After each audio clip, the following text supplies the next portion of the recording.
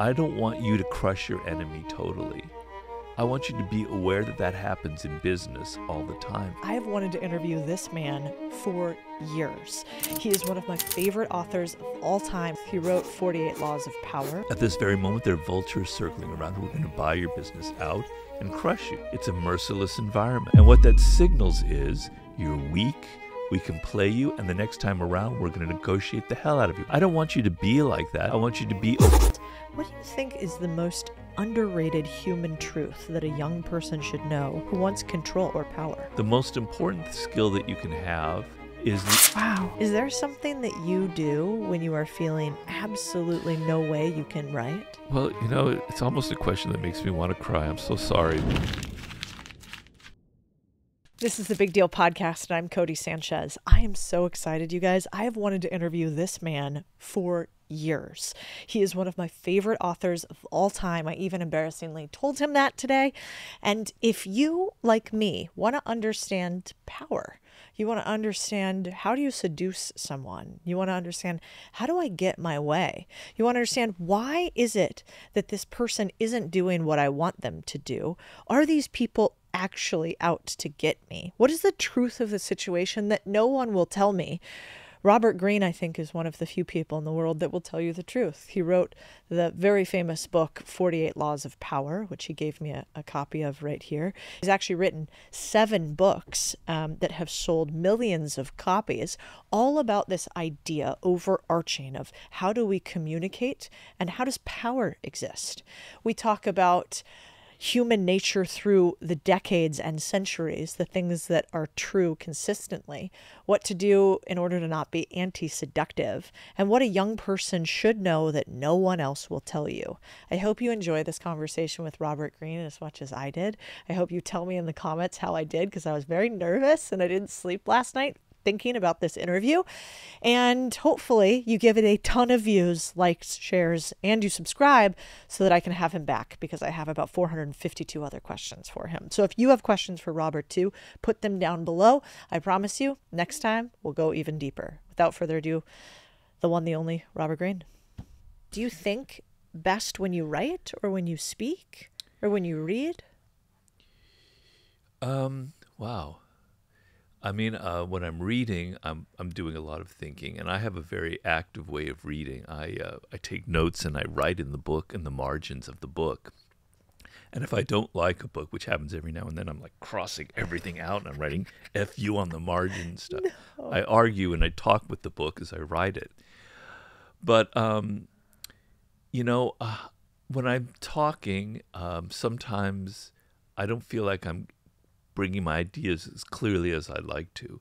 So I really think best through the form of writing. But I've always handwritten my first drafts. Now I can only handwrite because I can't type. I used to be a very fast typist. Now I can't because of my stroke. So I handwrite. And there's something about, because, you know, you're younger, people who are younger, they don't even know what handwriting is anymore. Yep. It's like something that, you know, from thousands of years ago, as far as they're concerned. But when you handwrite, there's a different feeling than when you type. Huh. There's more of a direct connection between the hand and the brain than the computer. So I feel like when I'm writing, I'm kind of scratching on the page something that's in my ear that I'm hearing. It's getting a little bit hard to describe right now, but I'm actually going through that as I'm writing this chapter at home, which I'll be returning to when I leave here. I love that. I feel similarly. I think best when writing. Yeah. And that ability to, it's almost like an emotional transfer via the pen is hard. I mean, you could type hard on the keyboard, but you can't get outside of the lines, right? There's some like sort of structural process to it that you're bound by within the computer. Yeah. Whereas with a pen, you get to, this is your sword. You get to do with it as you will. You can't really constrain you. Yeah. And I always liked that same thing. You know, it's funny because the last time I reread your very first book, 48 Laws of Power, it was on the computer, or I guess on the iPad. And so I forgot about the I don't know if the margins. iPad or the ebook, I don't think they do include They couldn't. Yeah. So, But this is so magical. It's actually astounding more people don't copy you in this age of everybody copying everything with this really signature margin you have that it does almost feel like I'm talking somehow yeah, to you and this is your personal book. yeah. How did you come up with that idea? Well, it's 26 years ago, or well, more than that, 28 years ago when I started writing it. Wild. So it's, but it kind of came together in this organic way. I remember I'm Jewish, and I was bar mitzvahed when I was 13 years old. And before that, you have to go to Hebrew school. Yeah. And you have to read the Torah in Hebrew. So I learned Hebrew. And when you read the Torah, there's the Torah, the passage from the Bible, and on the margins are commentaries of the passage written by authorities from thousands of years ago. That idea must have sunk in my head as kind of, authorities on the margins kind of commenting on the material. And I've read other books that have done that. It's very rare, but somehow I felt like there were these amazing fables and stories that I had researched, but I can't incorporate them in what I'm writing. I want to have several voices going on at the same time. So each of the material on the margins, which are quotes from books, they're fables, they're from all different sources. They're like a conversation that is happening with what I'm writing. I'm like commenting on it through them. So there'll be a famous fable from the ancient Greek writer Aesop's fables that explains in a kind of very elemental, almost childlike way, a story about power, and it relates directly to what I've written there. I just find that a very powerful form of writing, right? Yeah, and it sticks with you. Yeah. It does. Yeah, there was one of them. You just handed me this beautiful version of the book in its 25th anniversary edition. Is that what this is? It is. Well, it was 2023 was the 25th anniversary. God, we're already in 2025. So it came out a year and a half ago. We are getting old. And there's this one, I was going to start somewhere else, but I want to start here. Yeah.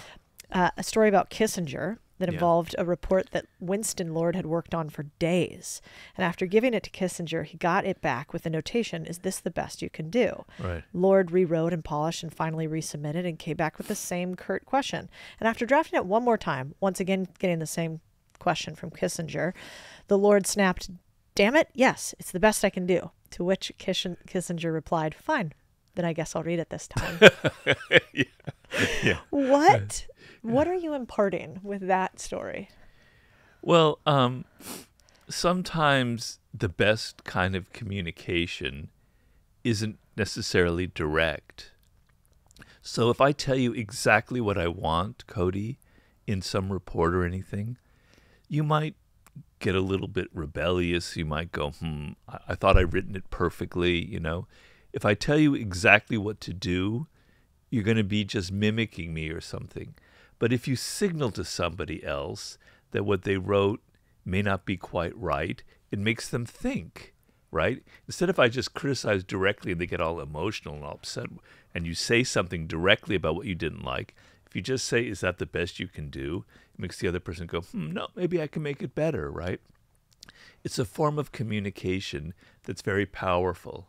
And I'm very interested in that because we're people who are too verbal. We tell people exactly what we think, exactly what we want. We give instructions to people.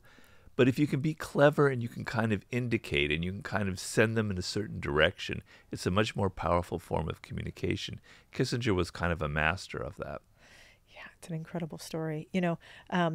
I was pushed out of 2 companies before.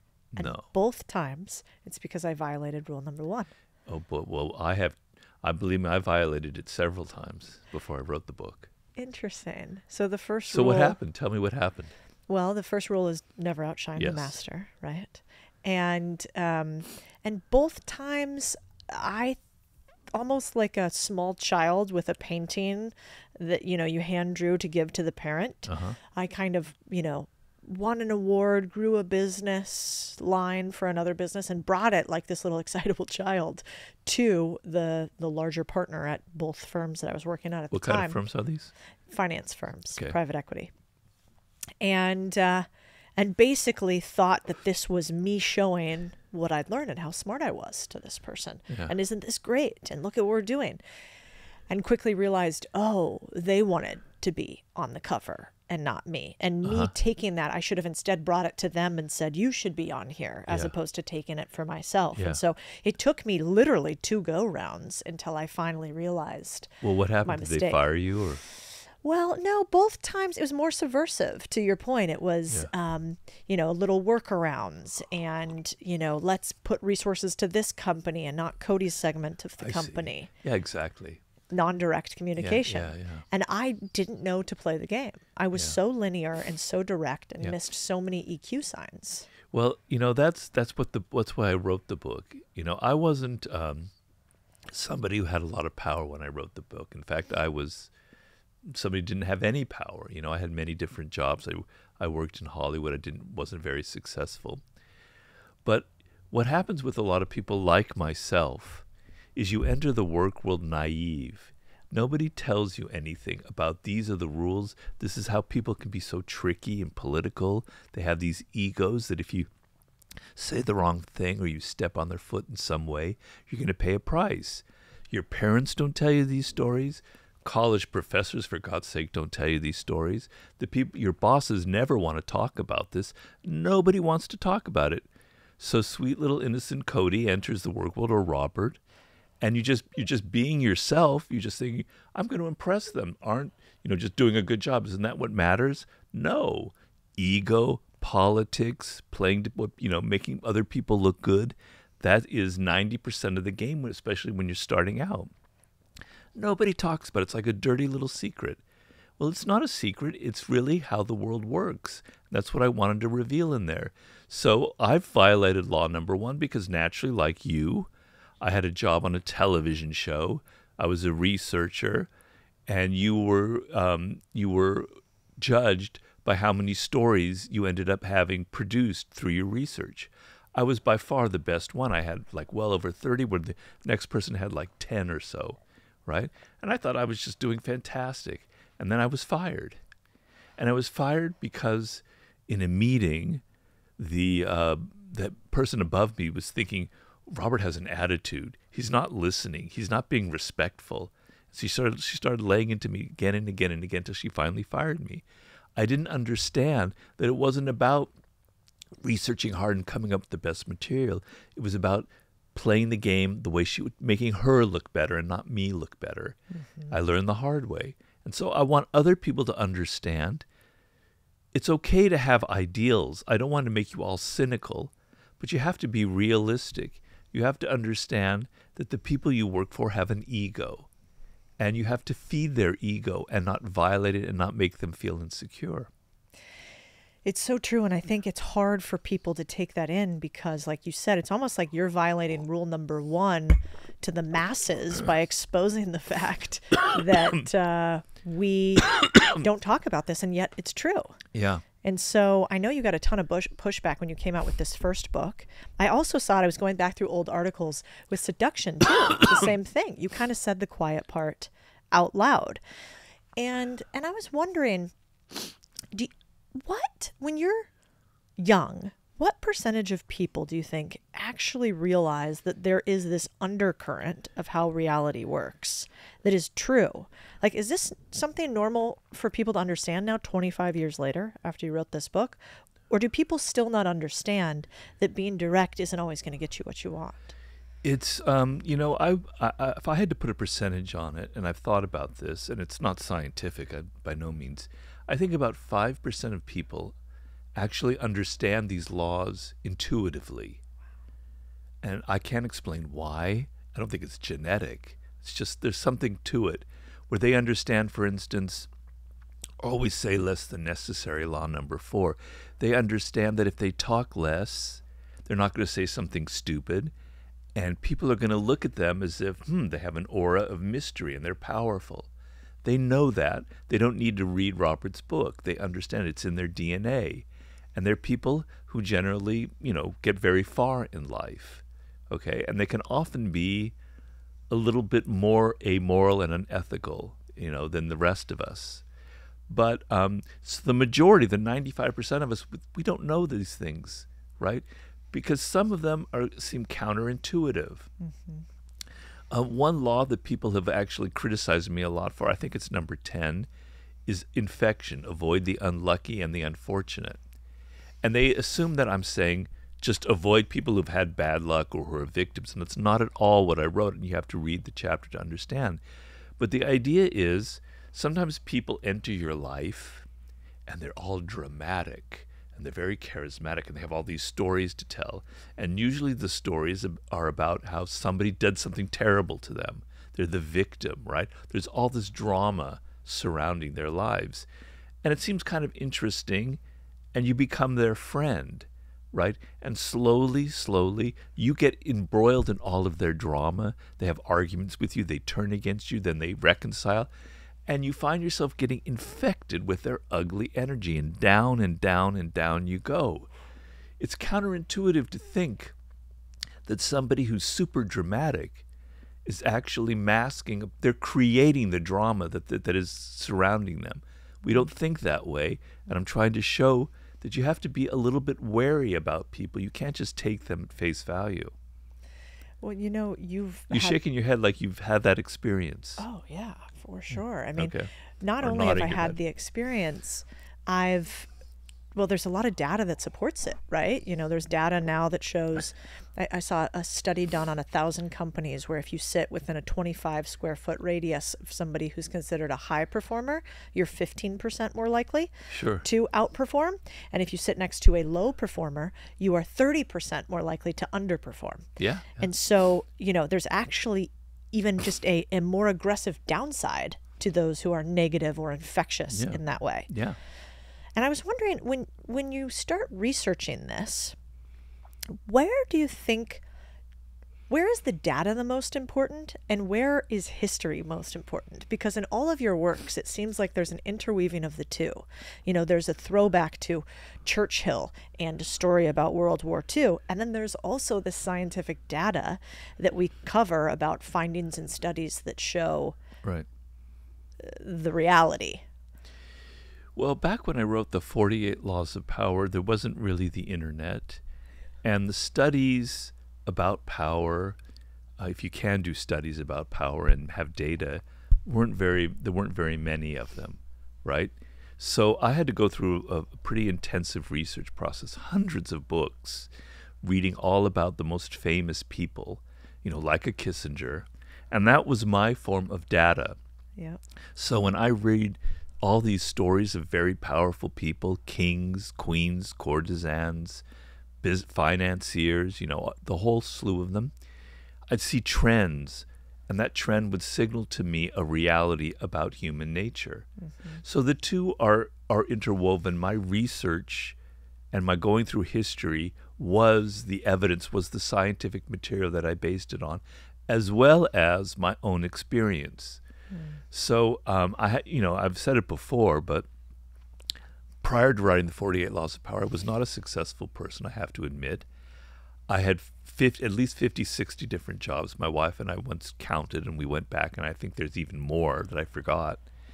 And I had so many bad bosses, so many people who were so political, so stupid, so incompetent, not all of them, of course, that I had all of this material, right? I had stored up all of these stories in my blood about these people who were so manipulative.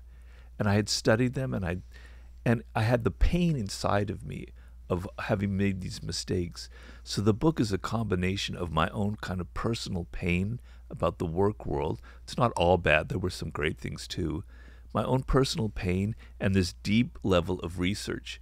So if I found a story from 3,000 years ago from ancient China that revealed something about one of the laws, and I saw something in the 1970s, I go, well, there's something very true, very real about it. There's something deep in human nature that confirms this particular law. So does that answer your question? Yeah. Okay. Yeah, it's you're almost like an anthropologist in a way, kind of going back through human nature over the decades. Yeah. Well, over the centuries. What about, do you think Do you think that those who are, maybe how they would be labeled today, narcissists or sociopaths or dark triad, are they the type of people that understand this undercurrent of humanity better than a normal person? A quote unquote, I don't even know what a normal person is. But do the darker aspects or avatars of human nature, do they understand these laws more than a normal person? I made that comment earlier that some of that 5% may be people who are what you're talking about. I don't think all of them are. I don't think everybody who's really good at power and has a good feel for it has these dark qualities. It's a mix of things. But there's a very famous. There's a man who's quite well known on the internet about 15 years ago. I don't know where he is now. Named Sam Vakman. I don't know if you've heard of him. Mm-mm. Sam Vakman admitted that he was an incredible narcissist, a very dangerous, dark narcissist who manipulated people terribly. And he came to a point where he saw this about himself. And he realized he can't control it. This is who I am. But I'm going to educate everybody about what narcissism is. And he's very brilliant, and his self-analysis is extremely accurate. But the thing is, he's very rare.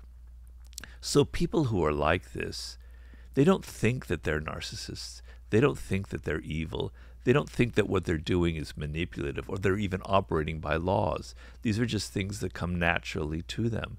So, that makes it easier for them to do the things that they do, right?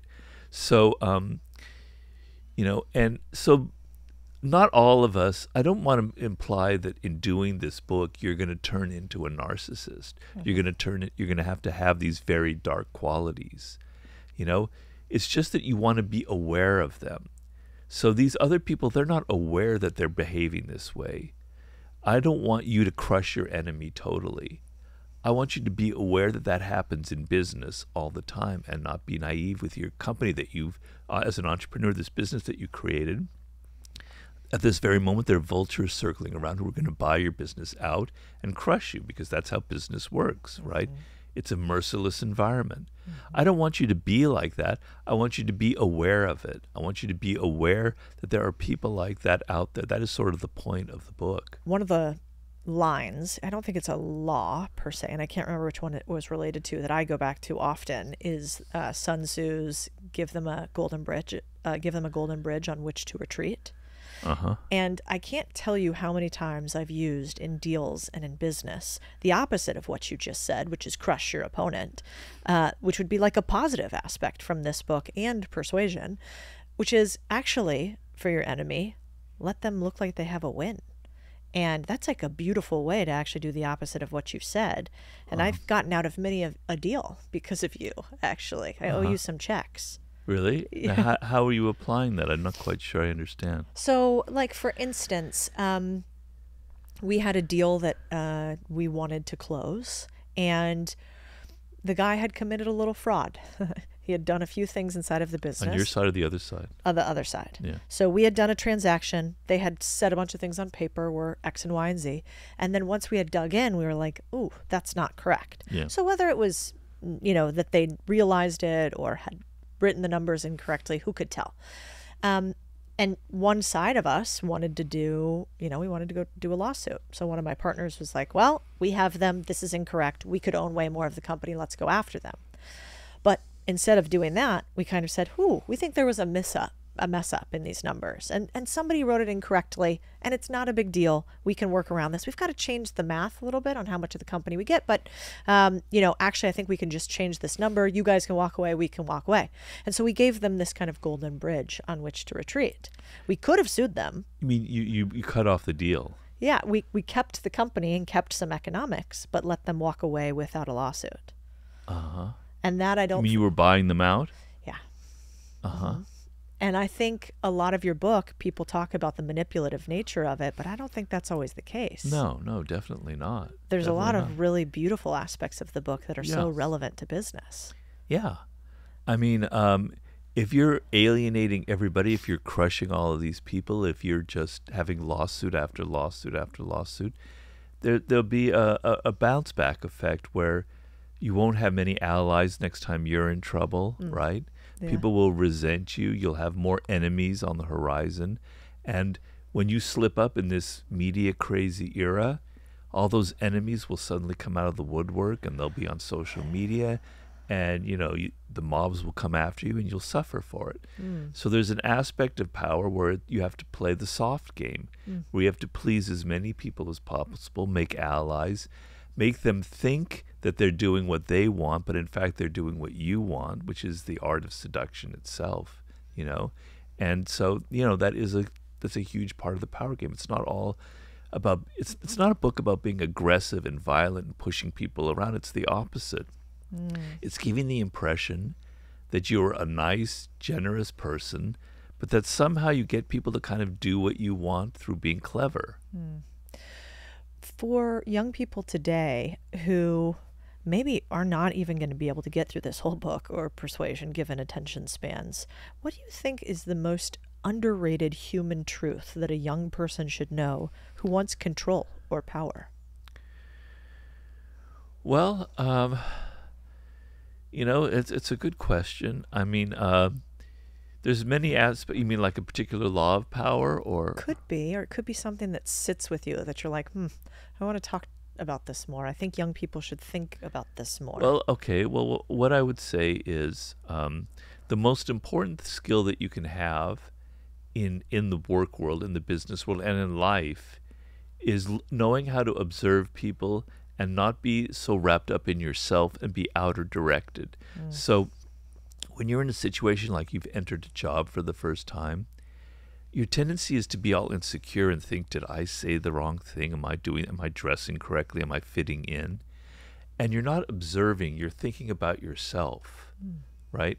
And the whole game is to be observing. It's like you're observing the world, the different games that are going on, what people are doing, what they're like, what their tastes are like, what the boss is like. There are all these levels of power going on. You want to get outside of yourself and simply observe, right? And not be thinking about yourself as much. And if you become a really good observer of people, which is something that I developed over all of these different jobs that I had, I wasn't necessarily the best person figuring out the game, but I was very observant about people and their nature and their flaws and such. If you become an astute observer of the people around you, you will have the game will be much easier to manage, right? You will know this is a person who is insecure. I cannot offend them. I cannot say the wrong thing to them. This is a person who's strong and secure. I want to be with them. I want them to mentor me. They can, you want to be able to take criticism from other people. In other words, be less insecure and be more kind of outer motivated and paying attention to the people around you. And so it sounds like sort of half the battle is sort of naming what other people are. So saying like, this happened, Robert did this thing, which tells me he cares about how he's perceived. Perception and relevance is important to Robert. So I'm going to name a person like that. Right. And so often when you're young, you're just thinking, I, me, me. You don't even know to name another. Right. Interesting. Well, the thing also that you want to understand is everything is a sign. So when you're observing, another thing is enjoy this aspect of it because it's actually a lot of fun. It's like watching a movie and observing people and understanding them. But everything people do is a sign. So if they're showing up late at meetings or they're not returning your phone calls, it's not some innocent event. It means something. It's coming from some place within them. They're telling you something about themselves indirectly. If their desk is a mess, right, they can't organize their desk, it's a sign of something else going on inside them, right? If they're not returning your phone calls, on and on and on. Every little thing that people do. Sometimes when I read an email, I can sense that there's a little bit of anger as an undertone. You can sense people's tone, not just in what they say, but in how they write something, right? There's not this usual kind of polite tone. There's a little bit of a sharpness. There's a word or two that indicates that they're upset, they're angry. Every little thing that people do is a sign. You're not paranoid because it's actually a lot of fun and you're decoding what's going on because people wear masks. They smile and they say, I love your ideas, Codie, you're brilliant, you're wonderful, but inside they're thinking something else. And you have to be able to pick up all of these signs. Yeah. It seems like a lot of us have lost a lot of that gut intuition. Like we're told to not trust your first instinct. Yeah. We're told to not cross the street when we feel a certain way because that could be rude to somebody else. We're sort of continuously being told to mask this feeling we get in our gut. How do you reopen that again? Like if you're sitting in a room with a bunch of people in the workplace and you're trying to figure out how to play this game, what is the mental game Robert plays to sort of pick up these undercurrents that somebody might not be able to see? Well, I wrote a book called The Laws of Human Nature, sort of my last book, and I have a very long chapter in there about nonverbal communication, and it's an extremely important skill to develop. And what that means is people can say anything they want to with words. In fact, they generally do. They never really exactly say what's on their mind. That's how it is in the social world. Because if you said what was exactly on your mind, you would be offending a lot of people, right? So we don't ever really say exactly what we feel. But our body language does not lie. It's very difficult to lie with your body language. Even the finest actors in the world find it very difficult to lie with their voice because the voice reveals people's feelings, right? So you want to be observant. We're very good at picking these kind of cues up. So you may not realize it, but you sense that something is wrong about this person that you've just met.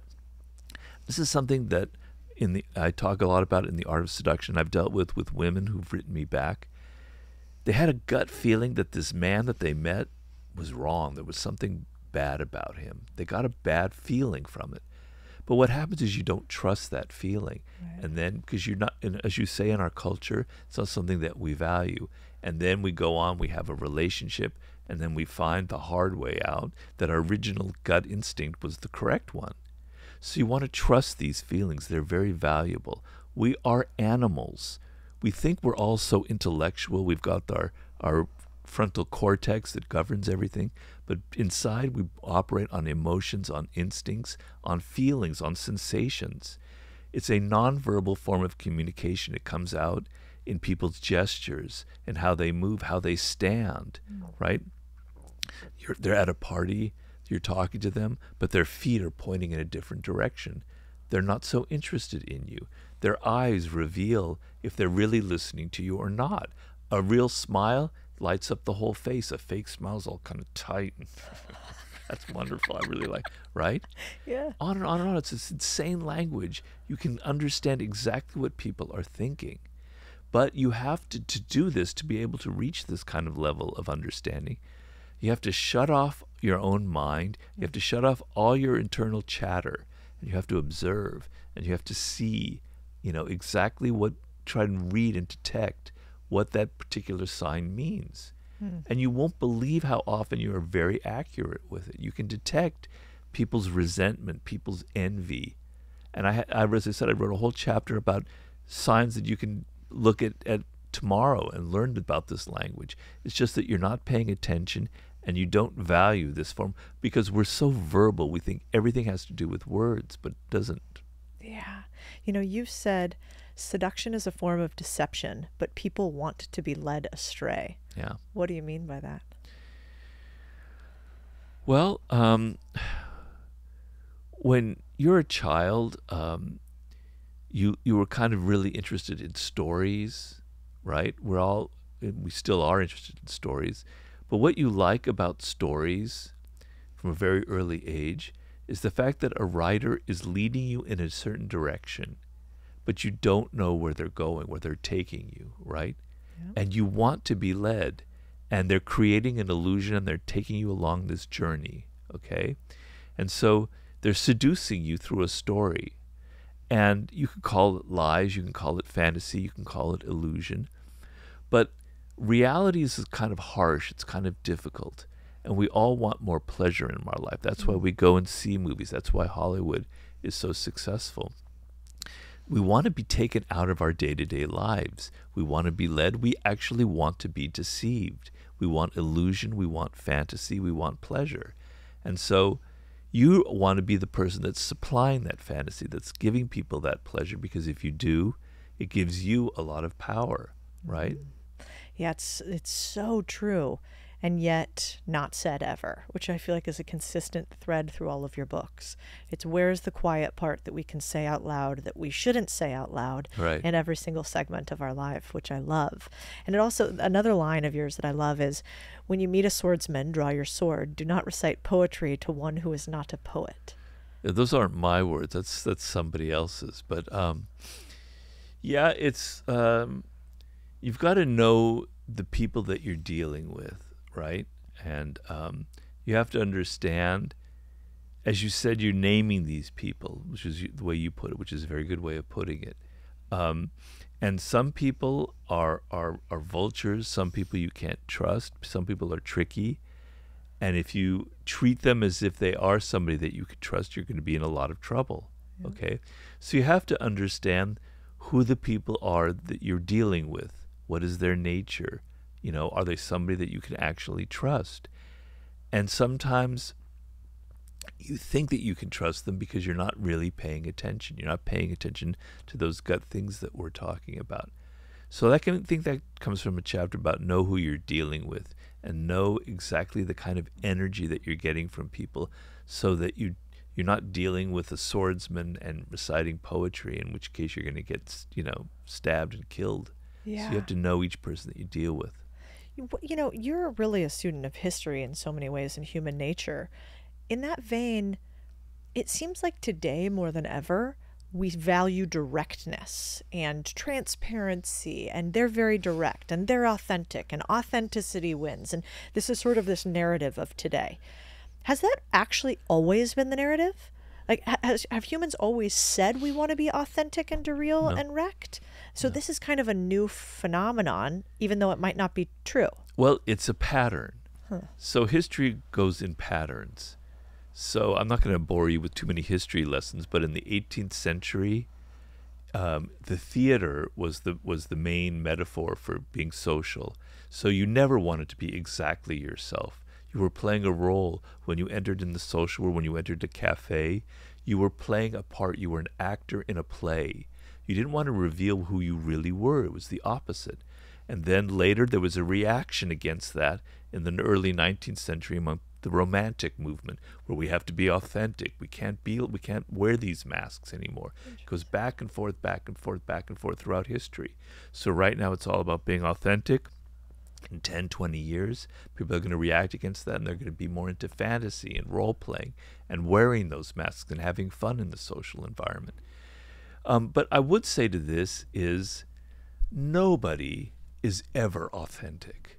It's a myth. It's bullshit, in fact, and it kind of is annoying, because to be a human being is to be social and is to wear a mask, is to be an actor. As I said, nobody ever tells you exactly what they think. That person that you think is so authentic is actually creating the effect of authenticity. They know how to act like that, right? But they're not saying or doing exactly what's going on in their mind. So understand that we're all actors.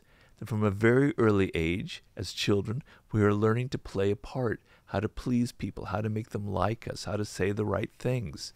So the person that seems to be authentic is actually playing that part of being authentic. Okay? So if somebody called you authentic, would you like that? Is that a compliment?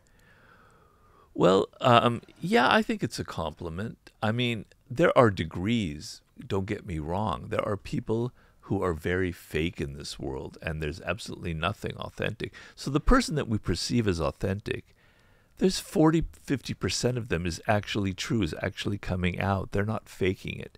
But what I'm trying to say is they're not 100% authentic. There is always an element of playing it up, of laying it on a little bit thicker, of trying to look a little bit more authentic.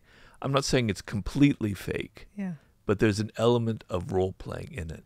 And I guess maybe it also is just like a play, as you mentioned, because if somebody's authentic, what you really say is you're playing your part very well. That appears to Yeah. be who you are. You're a great actor. Yeah. And if somebody's fake, what you're really saying is you're not doing so great. I can see right through whatever mask this is. It's uninteresting, Yeah. actually. You put it very well. That's fascinating. I've never thought about it that way.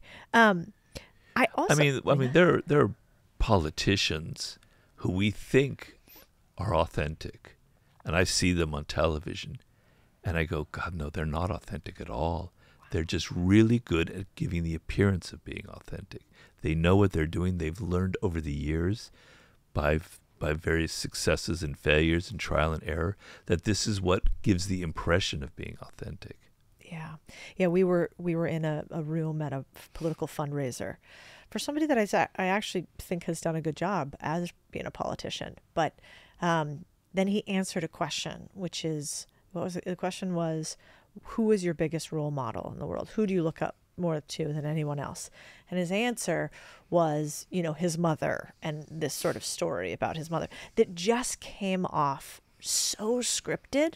It almost negated everything he had done prior, and the fact that I even liked his policies. And so the downward or the downside of even a moment of pure bad acting or fakeness can be actually quite large. So if you don't know how to play, which kind of, there's another line, and I don't know if this is yours or from a quote, but the most ethical thing you can do is win, and to win you have to play the game better than the villains. That's for me? Yeah. This is from your Twitter. What do you think about this line? What do you think is meant by that? To win, you have to play the power game better than the villains. Well, so I'm not sure because it's not exactly something I've ever written. But what I think the person who wrote that is trying to say, Robert my Greene, social media guy, whom I'm going to have to talk to after this. What I think I'm trying to say is you out there are probably a little bit naive, as most of us are, like I was, right? And there are other people out there who aren't as ethical as you are. They play the game differently, right? They're not so concerned with the rules. They bend the rules, and you obey the rules, right? And they have the advantage over you because they're willing to do more than you're willing to do. You have to learn a little bit about their game. You have to play a little bit about what they're doing. You have to play a little bit of hardball back at them, and you have to do it better. Because what's wrong with a lot of villains is they're actually not as smart as you think. They're operating on emotion. They're pushing people around. They're powerful. They think they're so great. They're egotistical. They're grandiose. They think that they can't do no wrong. You need to be strategic in dealing with people who are manipulative. If you can be strategic, then you have the upper hand, right? Because I don't think a lot of times villains aren't as strategic as you think. I think that's what I meant. And a lot of times it seems like we just act. We don't actually think about what our actions are. We speak. We don't think about what we speak. We're sort of this hit a knee, hit yourself on the knee, and you have reflex, this reflex action. And so if you're a type of person who overlays, 10 or 20% of let me ponder my interpersonal communication more than the next person, you might win more often. That's right.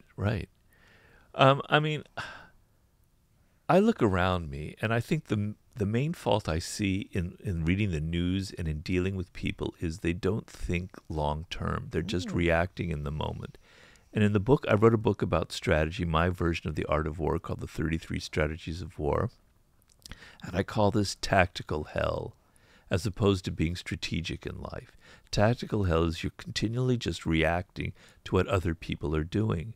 If you can lift your head out of the moment and think a few steps ahead and think, what is it that will actually bring me success, not just immediately against this person, but 3 or 4 steps down the road. Elevate your mind above the battlefield and think ahead and game it out.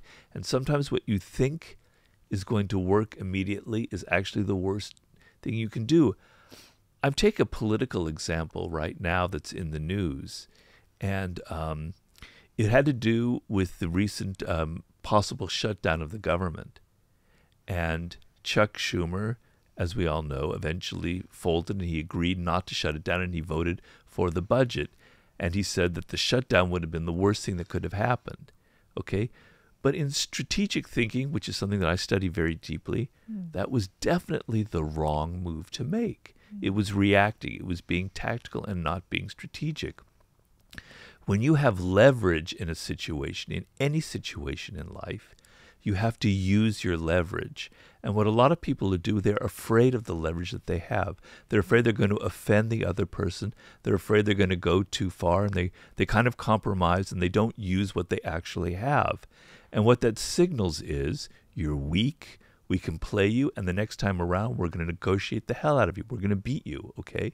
You have to signal to people sometimes that you're going to use your leverage, that even if it means something bad is going to happen, like a shutdown, I'm signaling to you that I'm not weak, that the next time around you have to negotiate with me. That's long-term thinking. That's getting out of the immediate reaction and going, the bigger game is long-term, right? And there's going to be more and more situations where you're going to be conflicting. You want to signal to them that you're not a pushover, that you can resist them, that there's something else going on. Yeah, it's such a superpower, and it's so hard to do. I remember the first couple deals I did, I was scared. I didn't realize, you said it perfectly, which is you're scared of your own leverage. And I think it's also you're scared of people not liking you. Yeah. It feels like, especially today, likability is another thing we want. We want authenticity because we think that it will make people like us. Yeah. And if we're not liked, we think that that is bad. Whereas, the guy on the other half of this book, Machiavelli, famously, he was the one that said it is better to be feared than loved, right? Do you think that's true? It depends on your situation. The reason why Machiavelli wrote that is if people love you, love is a very ephemeral thing. Yep. So people can like you and love you, and that's great. But the next day, something happens, and they don't like you as much. You don't do something that pleases them as much, and that love turns into something else. But if they fear you, that fear ain't going away. It's strong, it's stable, it's there. They can't change it. Because they know that if they cross the line, they're going to pay a price. You're going to hit them, whatever it is, right? So fear is much more stable. It's much more powerful. But you can go too far. If you're an employer of a company, and everybody's afraid of you, then they're not going to tell you the truth. Mm-hmm.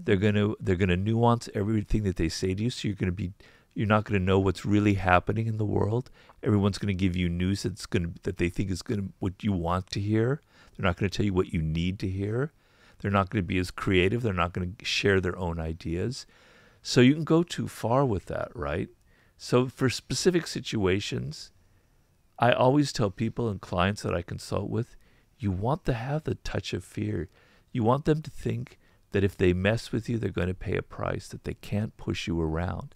That's not the only thing they feel about you. They do like you, but there's a little undercurrent of, I respect that person, and if I don't do certain things, I'm going to pay a price for that. Interesting. So in practice, would that be something like, I remember reading Netflix's sort of their manifesto on how to run a business. And they kind of famously wrote this PowerPoint about it and shared it. And they basically had a zero policy, which is like they tried to have almost no rules at Netflix. And they were like, we trust you guys to be employees. You can take as much time off as you want to. You can spend whatever you want. No hotel minimums, no plane costs. If you think you need first trust or first class, take it. And so that was their policy. But the way that they enforced it was interesting because they said, do whatever you want, as long as it's in the best interest of Netflix. Yeah. And so how I think they enforced it would be like exclamation points of fear. So they basically would say, well, this person spent a bunch of money on themselves and, didn't go to meetings that they said that they went to. That was thus not in the best interest of Netflix. And then they would sort of publicly fire this person and talk about it and say, this is why this person was fired. So is that an example of how to be, yes, we can be generally loved from having this wonderful open policy, but upon, somebody doing something wrong, exclamation point of fear is this person was fired, and we will do a public showing of it. Yeah, I think that's very powerful. I've seen that in sports. Vince Lombardi, who was a great coach of the Green Bay Packers back in the 60s, probably one of the greatest football coaches ever, he had a policy of treating everybody equally. There were no stars on the team, even though there were players who were better than others. Everybody got the same equal treatment, which made the people who weren't making as much money feel very good, and it sort of created a team spirit. But if one person stepped out of that, if one person did something that showed that they weren't being part of the team, right, that they had an ego, he would punish them really hard. He set an example. And so what you want is you want a cohesive team. You want a group of people around you who are all working on the same page. But if you spoil them, if you let them do whatever they want, then they will do whatever they want. But if ever occasionally you set an example, you punish someone, you show that there are limits to what they can do, it's a very, very effective means of management, of controlling people, of giving them leeway, because you want people to be creative, you want people to enjoy their work. It's something that I practice as well with people who work for me. Occasionally, I want you to know that there are limits. You cross them, I will get really upset with you, right? But generally, I try to be very nice. But that occasional use of the whip is much more effective than if you're whipping people all of the time, or if you have no whip at all in your hand. Yeah, kind of like Pavlov's dog. At some point, if you just keep shocking them consistently, they just lay down. Yeah. Interesting. So right now you're writing a new book. Yes. What are you obsessing on currently? Like, what is in that mind of yours today? Well, I'm finishing a chapter. It's a book about the Sublime, which is, I had a stroke and I had a near-death experience. I came very close to dying. Somebody basically saved my life. My wife did. I maintain that kind of experience changes how you look at life. The things that you took for granted, you no longer take for granted. And so when I look at the world, when I'm being alive, just being alive as I am right now, it's actually a very strange feeling to be alive, because I came very close to death. And it made me realize that despite all of the horrible things that are going on in the world, it's actually incredibly insane that we humans are at this moment in history, that in the course of 30,000 years, we went from being, whatever we were, to having all this incredible power. We are these insane animals. This consciousness that we have is this unbelievable gift. We have these brains that are by far the most complex organisms in the universe. Scientists have demonstrated that. But we're not aware of any of these things. We take it all for granted. And it's a book that's trying to open your eyes up to all of the sublime aspects of just being alive, of the history of the cosmos, of ancient history, of what it was like when we were children, of how our brains are formed, about our relationship with animals who have consciousness that we can interact with other species, with love and how sublime love can be, with history, with death itself. And so it's a book that's kind of making me feel better about all of my limitations, but I want the readers to go away and think differently about what it means to be alive, to transform them. And so the chapter that I'm writing now, that I'm going into just now, is about willpower and energy, and how we have capabilities that we don't even tap into, that we're only using a small part of our brain, that we're only using 1/10 of the energy that we actually have. Right? It's our minds that are holding us back, and that we're gifted with these powers that are not being used. And I have examples of humans who've been in situations that are incredibly stressful, incredibly difficult, and they overcame them. They were able to tap into those powers because they were facing death, essentially. They were facing something very terrible, and a kind of courage came to them. So there's like a story of a plane crash in the Andes, and in the worst part of the Andes and in the mountains in the middle of winter, And these boys who were on a rugby team, they somehow managed, out in the course of 3 months, to save their lives. More than half of them died. But how they did it, the guy who narrates the story, is so incredible that anybody who, afterwards, when people said, it's absolutely impossible what you did. You climbed these 18,000-foot mountains that even mountain climbers can't climb, and you did it without any equipment. He called it a miracle. And so we have these powers that we're not even aware of, and circumstances will force them upon us. So if you're facing stress, if you're facing difficulty, you will feel this other energy that flows through you. That's very human. It's very powerful. So that's what I'm writing about now, and that's what I'm kind of fascinated about. Interesting. You know, it's actually funny because I was thinking about, what does somebody like you, who's such a prolific writer, who's written these books that... Well, I'm not very prolific, actually. I take 4 or 5 years to write a book. Well, that's true. I wish I were prolific. You are instead a very profound writer. Okay, thank you. Okay. Yeah. I'll meet you on Okay. that one. So you're a very profound writer. You write these deep works. I imagine there are moments where you feel uninspired. Oh, And- God. Tell me about it. And you need to dive in. Is there something that you do when you are feeling absolutely no way you can write? Well, you know, it's almost a question that makes me want to cry. I'm so sorry. But before I had my stroke, I wrote 7 books. And I would get those moments. And what I would do was I had to get out of my mind, and I would go take a hike up into the park. And all these great ideas would come to me. Or I would go for a long swim because I was into long distance swimming. And then I'd come out of the pool and wow, my mind was just sparkling with ideas.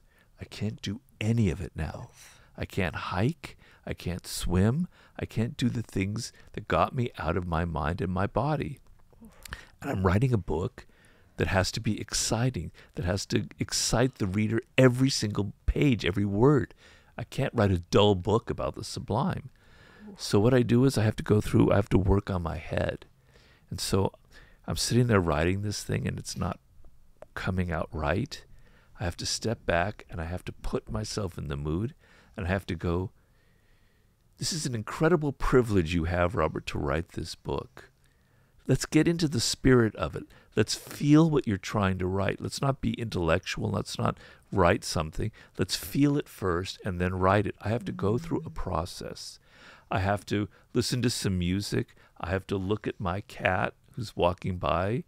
I have to talk to just look at my wife or see something. And then I feel it and then I can write it. But it is difficult because all of those things that I depended on before, I don't have. So just like I said, when life turns against you, you have to adapt. You have to learn. It brings the best out of you sometimes because we're in a rut. Things are so familiar. We don't work on ourselves. Yeah. But when things turn bad, like they turned bad for me, you have to change. You have to adapt. You have to become a different person. And it makes you grow and it makes you learn, which is what I've had to do. I have to force myself to be inspired, literally. Wow. And in a completely new way. It's hard enough, even to do it the way that you've done it for decades, but to find a completely new way is fascinating.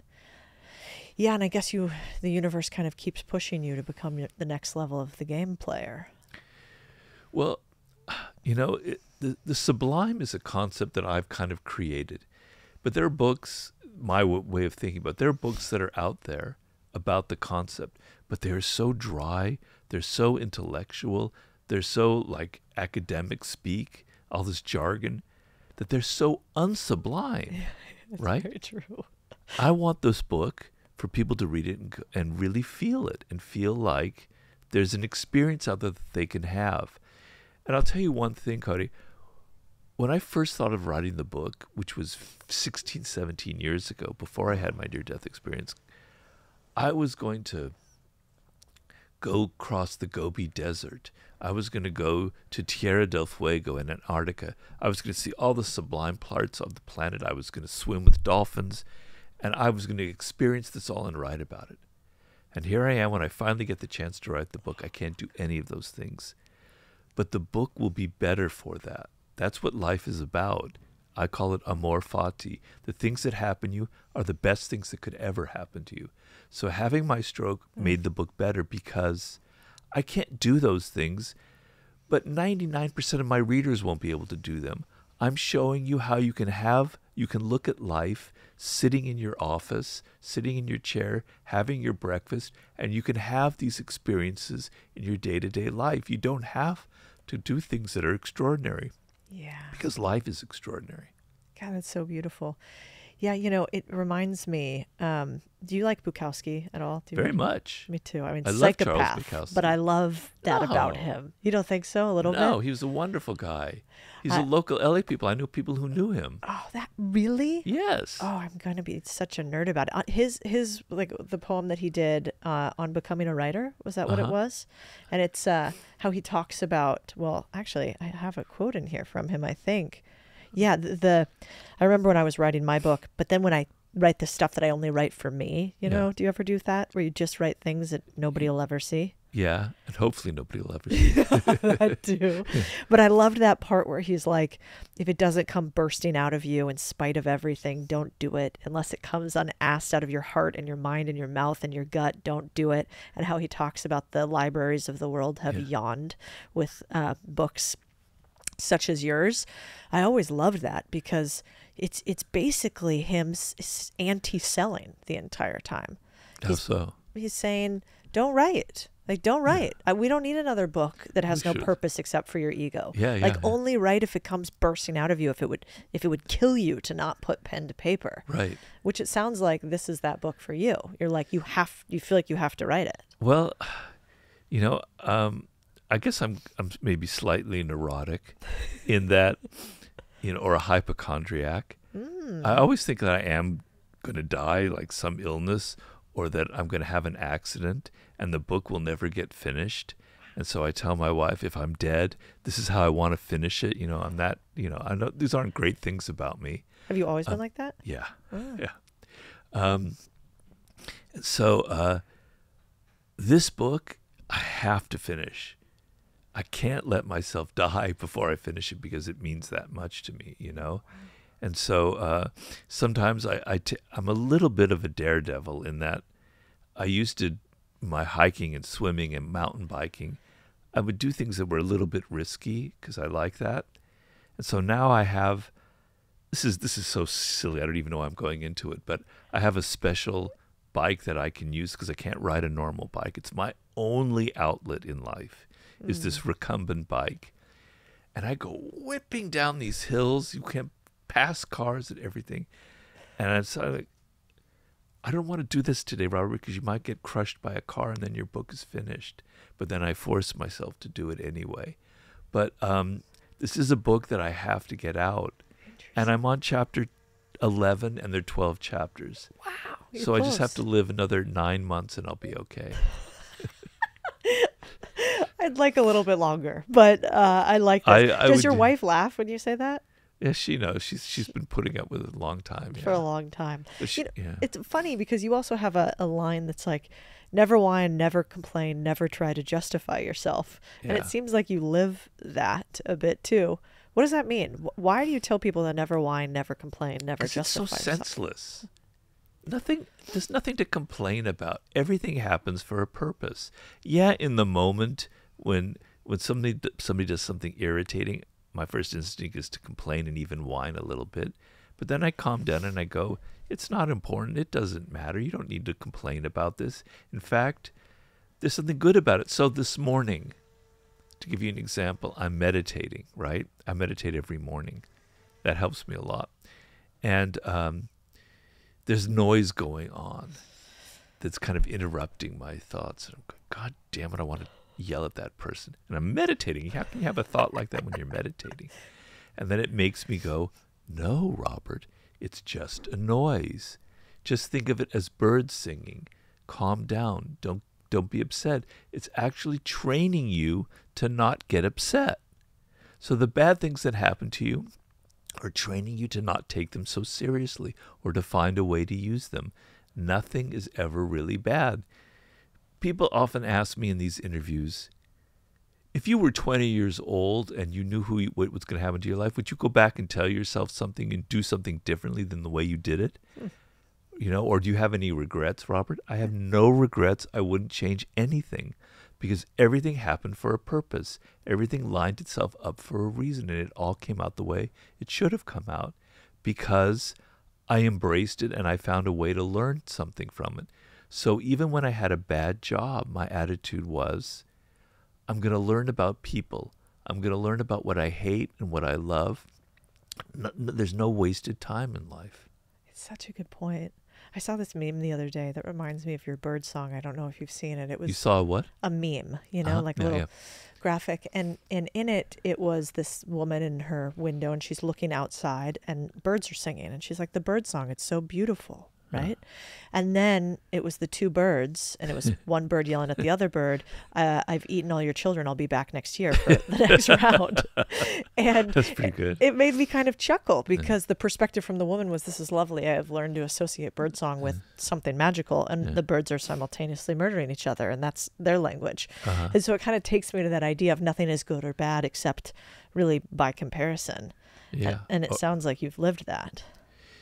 Yeah, I mean, you know, if I had to think of one thing that's wrong about humans or about us, is that we think too much. We overanalyze everything, and in overanalyzing and thinking too much, we ruin things. We ruin what could be good, what could be pleasurable, what's normal. So if we think and think and think, we're inevitably going to find something negative to uncover about that. So, you know, we think and we create things that are good or bad or whatever, but they're just things that happen. They're not good or bad. They just are events that happen. And we think of them and we make them what we want to make them. Yeah. You know, this is something in your book, Seduction, but kind of a theme throughout them. You had this idea of anti-seductive, which I had never thought of this before. Yeah. What is somebody who is anti-seductive like? Well, I hope you're not one of them. No, I don't think so. Depends to who, I bet. Well, you know how some people are good seducers. And it could be not just for sex, it could be socially or politically. They're very calm. They know how to tell a good story. They have charisma. They have energy. Their face lights up. They know how to say the right things, and they attract you. Okay, but there are people who do the opposite. They say the wrong things. They do the wrong things. They dress the wrong way.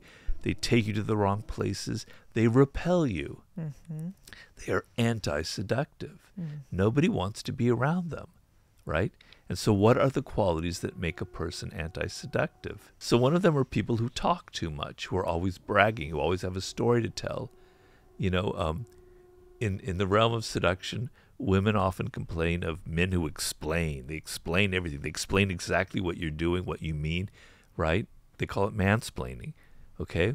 So people who tell you everything, who are doing 95% of the talking, and they don't think they are, they're extremely anti-seductive. People who moralize, who tell you you're wrong, this is what you need to do, this is what's good, this is what's bad, that's anti-seductive, right? They preach to you. People who are always bragging about themselves like they're so great, that's a very anti-seductive quality. I think being vulgar is an anti-seductive quality because it's like, you have no self-control. You don't look at yourself and realize what you're saying or how you're dressing or how you're looking is actually kind of off-putting, right? So a seductive person is self-aware. They're self-aware of their body language, of you know, the clothes that they wear, of how they talk. The anti-seductive person has no self-awareness. They enter life. They don't look in a mirror. They don't think about what they're saying. They just think they're being natural, and they offend a lot of people. Yeah, I've definitely met all those types and been all of those types at varying points as well. No, you haven't. I try not to. I don't believe that. Well, I think, you know, as you get older, like a little bit, you start to realize, oh, you know, that story isn't so necessary to share so broadly. Like being so loud isn't so necessary all the time. Right. You know, just the other day we were talking about how even being too familiar can be in some ways anti-seductive. Yeah. And that's kind of what you talked about before, which is this little bit of, there's almost like some sort of removal, a slight, what would you call that? A little bit of air of mystery. Yeah. So I know I was talking to a celebrity, I won't mention names, who was saying, Robert, you talk in Seduction about mystery, but in the era of social media, you have to be out there all of the time, right? You talk in the 48 Laws of Power of creating distance and absence, using absence to create respect and honor, which is one of the laws. How do you do that in the era of social media? You always have to be out there. You have to be familiar. And I say, if you do too much of that, I'm not going to use her name, people will become so familiar with you that you're going to lose that aura of being a celebrity. They're going to take you for granted. And you might shine for a year with being out there and having all of your posts and doing all these things. But after a year, they'll find somebody new who they haven't seen before, and you're not so new anymore, and they'll find them and they'll leave you, and it'll be very painful for you. You have to keep people on their heels. They can't know everything about you. And what I said is, disappear for a couple weeks. Make people talk about you. Make people wonder, why is she not posting as much? Why are we not seeing what she's wearing in the morning and having for breakfast and all these other things? I said, Beyonce did that. She disappeared for like a couple of years, and then she comes out with like a country western album that nobody expected.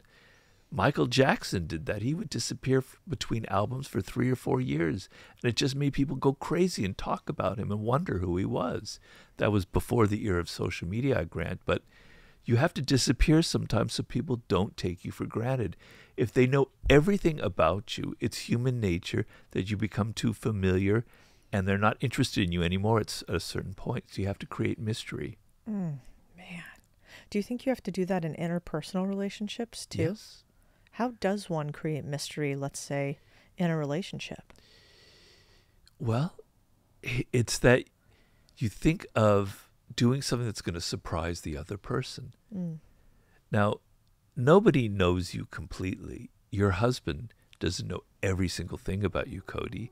He didn't know you before you got married. He didn't know all your previous boyfriends and everything, and some of the naughty things that you've done in your life. Robert, no former boyfriends, perfect saint over here. Right. Like, I believe that.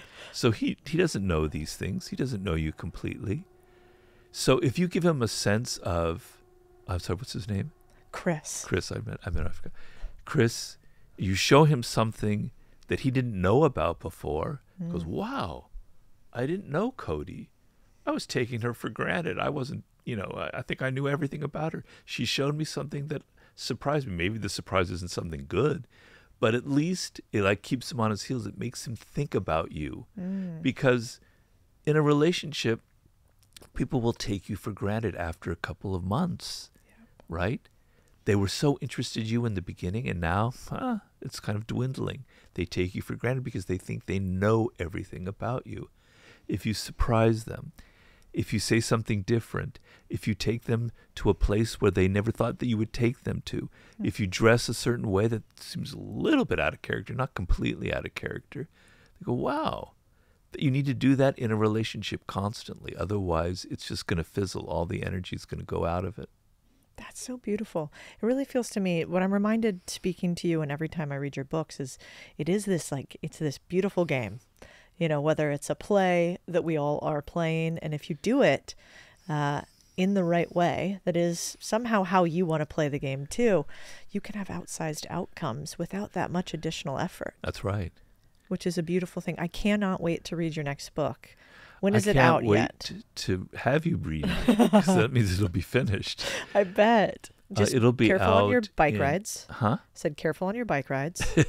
We need you to stick around, check in 9 months. Make sure you're still around. I'm going to go on one tomorrow, but I will be careful. Okay. It will be out, Lord blessing me, it will be out in fall of 2026. So amazing. Next year, fall. Wow. Okay. Well, we don't know the name or anything yet. That'll come out next year. It's called right now The Law of the Sublime. I like it. Robert Greene, this was so amazing. I love learning from you. I'm actually going to go back and reread a couple of your books because I've realized how much I've forgotten in them. But thank you for bringing these Thank you ideas so much into for the having world. me, Cody. I really enjoyed it. It was a great conversation. Me too, minus the drilling. We have to go murder somebody out drilling? back. I don't know. It's the I only don't know thing what I could. that was. I know. I Is just there I like was a pretending I couldn't hear it. office Yeah, near here or something? exactly. Small screams. Yeah. Robert Greene. Where do you like to point people these days? Obviously, I'll do your intro and everything and get it right in that well, part. I have a website that goes back hundreds of years. Believe it's the same address. You have a great Instagram and Twitter too. Do yeah, you prefer people but go to this is a place where everything? Yeah. Okay. It's Power, Seduction, and war.com. Okay, My perfect. first 3 books.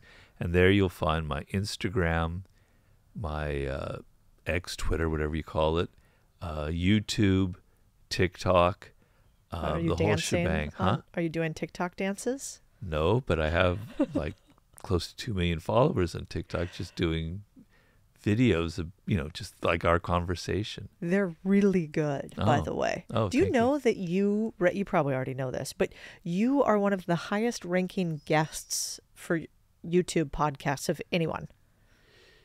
Do you know that? Across almost all channels, like Stephen Bartlett, Chris Williamson. Yeah. Yeah, I know Stephen Bartlett. I don't know why, it's good information. but yeah, I'm very grateful for it because it's helpful. I love the world of podcasting. I can tell you, I know we're finished here, but before podcasting, a writer had to go on mainstream media. Man, that sucks so much. I hated that. 3 thing. minutes, and you don't get to say anything Yeah, interesting. that's speaking of inauthentic. It's like, ugh. Yeah, I agree. I love podcasting. I love podcasters. I love that world. You just get to be yourself. There are people who actually read your books. Yeah. And it's like a real interaction. So Yeah, then they I'm feel very like they know grateful you. for all that. So the last part, this podcast, the idea is, what would you say to the young Robert listening out there, but you, if you could go back, what would be your words of wisdom? And then whatever you feel comfortable writing, and then we have you just read a message to young Robert. And it's sort of a reminder that even those on high, at some point they were young and lost and all the things we all were. Okay.